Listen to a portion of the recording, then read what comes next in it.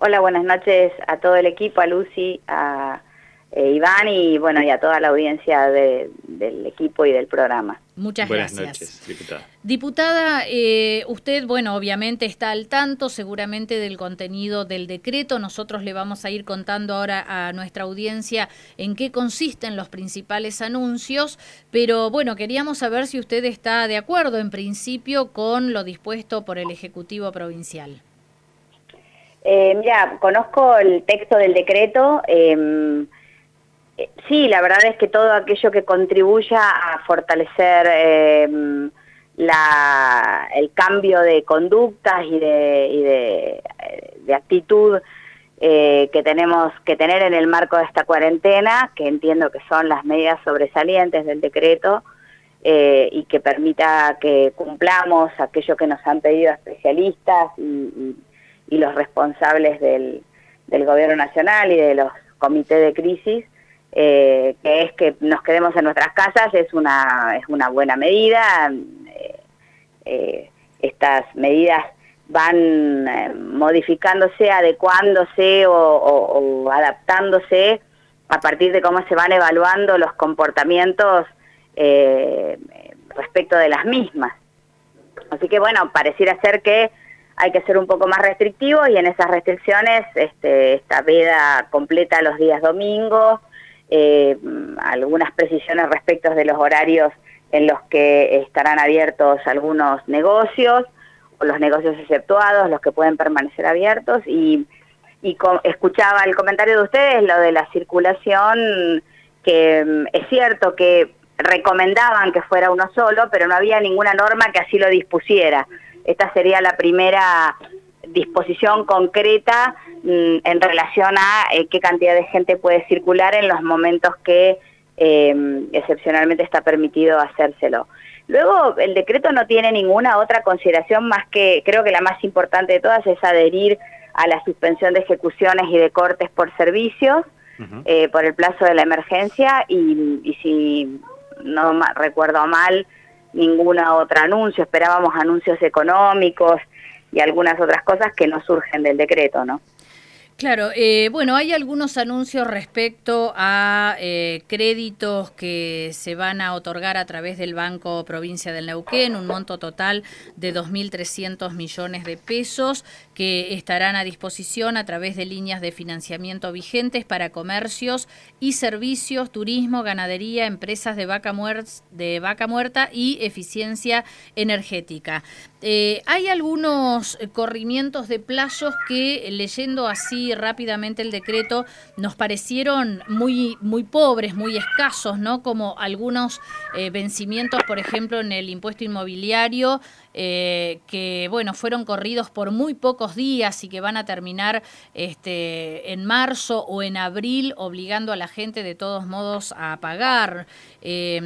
Algunos que nos parecieron pobres en ese sentido, ¿no? Nosotros, en el marco de la discusión de la ley de emergencia, que votamos en general, en particular mayoritariamente nuestro bloque se opuso al paquete del endeudamiento propuesto por el Ejecutivo, y bueno, y alrededor de eso giró la parte más sustantiva de la discusión en relación de la ley. Y también habíamos hecho una propuesta concreta que tenía que ver con una suspensión de plazos y de vencimientos de todos los impuestos provinciales y de los inmobiliarios que están en algunos municipios delegados a la provincia, y luego al vencimiento de la emergencia, un régimen extraordinario de facilidades de pagos por el periodo devengado durante la emergencia, que no tuvo acogida en el proyecto y que se dictó una norma así muy general y muy vaga. Pero concretamente nosotros habíamos propuesto un régimen diciendo básicamente que la ley tenía una serie de consideraciones respecto de obligaciones que se suspendían durante la emergencia, pero todas obligaciones en cabeza del Ejecutivo Provincial, es decir, se suspenden las ejecuciones de sentencias contra la provincia, se suspenden los intereses que correspondieran a la suspensión de obras públicas en el marco de la emergencia. Es decir, todo el paquete de medidas tenía como único beneficiario al Estado, y nos parecía a nosotros que a la luz además de los anuncios que la presidenta Alberto Fernández y el gobierno nacional ha venido tomando sistemáticamente, ¿no? A razón de al menos uno por semana, sustantivos todos ellos y de un gran valor y una gran contribución en este contexto. La provincia no había tenido ninguno de esos gestos y lo hicimos, bueno, no logramos que lo recogieran en la ley y bueno, y pasan estas cosas. En un momento además en donde, primero, respecto a esos impuestos hay grandes niveles de detracción en el pago porque el parate de la economía, más allá de la pandemia que estamos atravesando, es indiscutible y siempre hay detracción de pago en las tasas municipales o en los impuestos provinciales. Entonces nos parecía que esta emergencia permitía un régimen una suspensión de los intereses y un régimen extraordinario de facilidades de pago que probablemente hubieran provocado mayores niveles de recaudación inclusive, pero como te decía no tuvo acogida la propuesta. Claro, por ejemplo, vemos que una de las medidas que se han tomado es levantar la exigencia del certificado de cumplimiento fiscal, suspendiendo las intimaciones solamente hasta el 30 de abril, ¿no? Medidas que alcanzan a 30.000 contribuyentes y que sabemos que abril puede llegar a ser uno de los meses más críticos, teniendo en cuenta que en marzo prácticamente no hay trabajo, no hay recaudación, los comercios no venden, o sea, van a estar enfrentando uno de los momentos más complicados. Pero además porque no tiene lógica en relación a cómo se plantea el esquema de la emergencia. El esquema de la emergencia prevé un plazo de 180 días, claro, de 180 días para su vigencia. Sí, exacto. Entonces, si tenés 6 meses de emergencia, ¿por qué no prever algunas herramientas que podés ir reviendo ciertamente en el marco de esos 6 meses de vigencia, pero algunas otras que podrían estar vigentes durante toda la emergencia? Claro. Diputada... Porque no tenés un plazo para la emergencia, un plazo para los vencimientos, otro plazo para este tipo de beneficios. La verdad es que parece más que se hace más complejo de lo que debería ser. Exacto. Diputada, ¿usted participó hoy de la teleconferencia? No fui convocada a participar de la teleconferencia, lo supe porque estaba sesionando el Consejo Deliberante de Zapala y en un momento que hicieron un cuarto intermedio para conocer alrededor de qué estaban girando los temas, saben ustedes que hay una gran inquietud producto de los casos positivos aquí en Zapala, sí, que al parecer han tenido en esa investigación epidemiológica que se está haciendo su origen en contacto con algún ciudadano chileno. Hay un conflicto muy latente en todas nuestras localidades en relación al funcionamiento del paso y al ingreso de vehículos por el paso Pino Achado, y se esperaban medidas al respecto o anticipar alguna medida que no ocurrió, y en ese contexto me enteré que era la teleconferencia. Yo no tenía conocimiento, no fui convocada y no tenía conocimiento. Claro, bueno, el intendente de Zapala esta tarde tomó la decisión de impedir el paso de egreso e ingreso de camiones, ¿no?, a la ciudad, por ejemplo, ¿no? Pero yo no comparto, creo que es un error que ocurre porque las autoridades provinciales no asumen el tema completamente, ¿no? El paso internacional Pino Achado es un paso, es el tercero en importancia comercial en intercambio de entre Chile y Argentina, es decir, es un tema que excede sobradamente a los zapalinos, a los vecinos, claro, de Las Lajas. Hay un tema de abastecimiento en Chile, de abastecimiento en Argentina. Entiendo perfectamente que se cierren las fronteras para el intercambio de pasajeros, es decir, para el turismo, para la visita social, para la atención médica, que sabemos que hay mucha gente de Chile que viene a atender por nuestros servicios sociales. Es una discusión también que genera sus polémicas y demás. Entiendo ese cierre. Ahora, el intercambio comercial con Chile es una cuestión que tiene que ver con otras variables y que no puede ser materia de la decisión de un intendente, porque además la intendente de Las Lajas impidió el ingreso a Las Lajas. Entonces, nosotros tenemos un tránsito de camiones en el Paso Internacional Pino Achado que ronda entre los 60 y los 70 camiones por día. No todos esos vienen a parar ni a Las Lajas ni a Zapala, tienen otro destino, atraviesan nuestras localidades. Algunos de ellos se abastecen en nuestras localidades de combustible, de algunas cosas. Vedando Las Lajas, toda esa carga se traslada a Zapala. Si no van a poder ingresar a Zapala, vamos a terminar generando un conflicto en toda la periferia de las localidades nuestras y además un problema de tránsito, porque no están preparadas el resto de las rutas para soportar el tránsito pesado. Y entonces, al no estar vedado el ingreso en el paso, porque justamente los camiones que ingresan están dentro de las actividades exceptuadas de esta vallado de fronteras, no es un tema que se pueda resolver a nivel local, no sin articulación.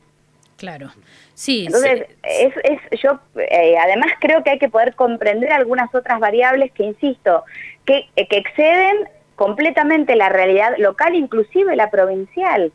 Entonces, yo con esto quiero decir que pueden entrar y salir como quieren, no, para nada. Hay todo un protocolo que hay que cumplir a rajatabla, así se tenga que reducir el flujo diario de camiones porque se demoran por los controles.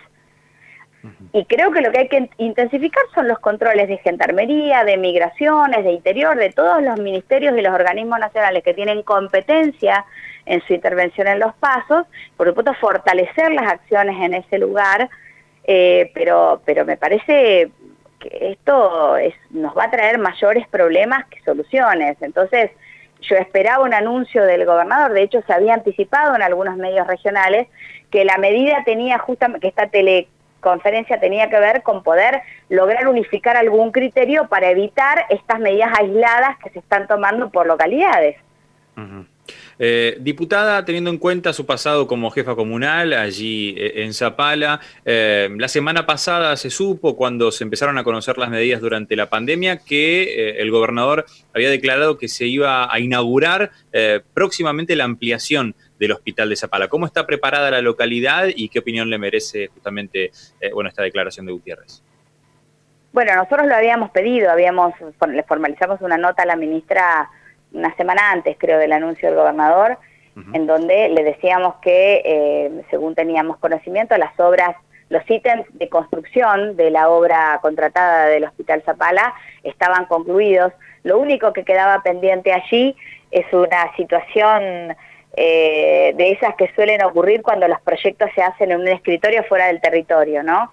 El proyecto se pensó con una disposición y con un emplazamiento, sin tener en cuenta que en una de las esquinas de la manzana que ocupa el hospital había una subestación transformadora de la Cooperativa de Energía Eléctrica, de modo que esa estación transformadora quedó justamente contra una ventana de una de las habitaciones de la obra, y no solo que no se puede abrir y no se puede disponer de esa ventana, sino que además no respeta las normas de seguridad alrededor de ese tipo de estaciones. Es lo único que quedaba pendiente en los ítems de construcción, que ni siquiera es respecto de la obra.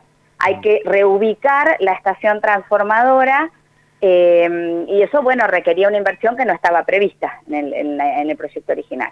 Luego, el resto de los ítems de construcción estaban todos terminados, lo que no hay es equipamiento, no hay infraestructura de servicios allí dentro y, por supuesto, no hay personal. Entonces, le pedíamos a la ministra que apure la inauguración. El hospital de Zapala no solamente está preparado para recibir los casos que se surjan de la zona sanitaria 2, sino que al tratarse de un hospital interzonal que con esta ampliación modifica sus niveles de complejidad o termina de completar con especialidades la complejidad 6 dentro del sistema, 7, perdón, va a ser un hospital al que se van a derivar algunos casos del resto del interior. Tenemos hoy una terapia intermedia que podría ser las veces de una terapia intensiva con 6 camas y 4 respiradores, y la ampliación duplica esa capacidad del hospital, la lleva a 12 camas y se está pensando que las 12 tengan sus respiradores. Ajá, perfecto. Entonces, ¿y esto para cuándo sería? Sí, Iván, te escucho. ¿Esto para cuándo sería? Lo que anunció el gobernador es que sería antes del 10 de abril, en principio. Hoy, según me informaron algunos profesionales con quien tengo contacto regular aquí en el hospital, se esperaban recibir camas y algunas cosas más para empezar a equiparlo, Pero bueno, el sistema sanitario de la provincia tiene algunos otros problemas que son igualmente preocupantes y que en este contexto profundizan nuestras críticas al modelo de gestión, ¿no? La cadena de pagos en la provincia está interrumpida hace unos cuantos meses y eso hace que el abastecimiento de insumos ordinarios para funcionar, en este caso en materia de salud, no sea regular. Entonces nos encontramos con una pandemia que nos obliga a extremar recaudos y no tenemos en prácticamente ningún hospital todas esas garantías. No hay barbijos, no hay suficiente alcohol en gel, no hay suficientes guantes, no hay suficientes camisolines. Es bastante más profundo que lo que nos lo que nos deja en evidencia hoy la pandemia esta. Así que esperemos que se puedan no solamente dotar de la infraestructura necesaria para atender esta situación, sino verdaderamente atender adecuadamente las necesidades de seguridad sanitaria que el personal de salud pública hoy necesita tener, porque nuestro sistema de salud pública se sostiene hace muchos años fundamentalmente por el compromiso de sus trabajadores y de sus profesionales. Bueno, eso no alcanza en estas condiciones, ¿no? Nosotros necesitamos tener además preparados los hospitales para recibir y para atender la pandemia, y además tenemos que tener protegidos a nuestros trabajadores y profesionales que son los grandes soportes y sostenes del sistema de salud pública de la provincia.